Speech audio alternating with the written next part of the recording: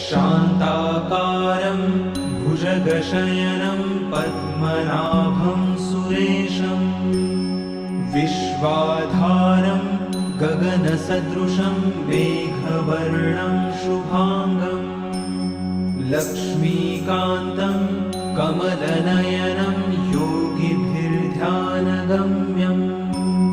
वन्दे विष्णुं भवभयहरं सर्वलोकैकनाथम्।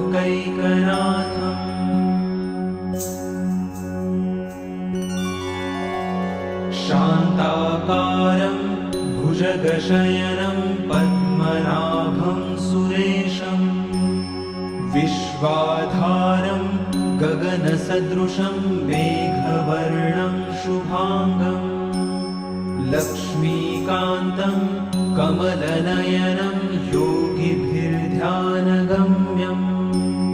वन्दे विष्णुं भवभयहरं सर्वलोकैकनाथम्।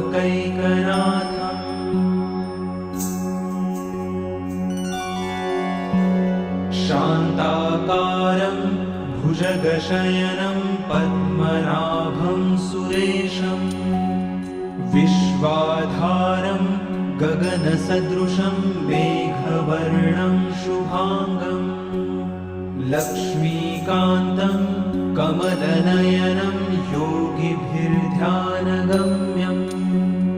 वन्दे विष्णुं भवभयहरं सर्वलोकैकनाथम्।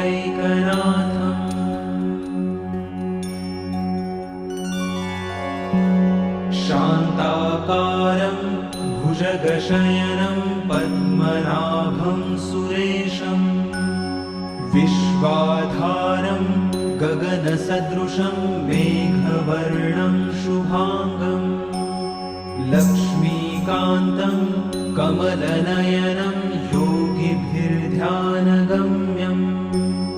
वन्दे विष्णुं भवभयहरं सर्वलोकैकनाथम्।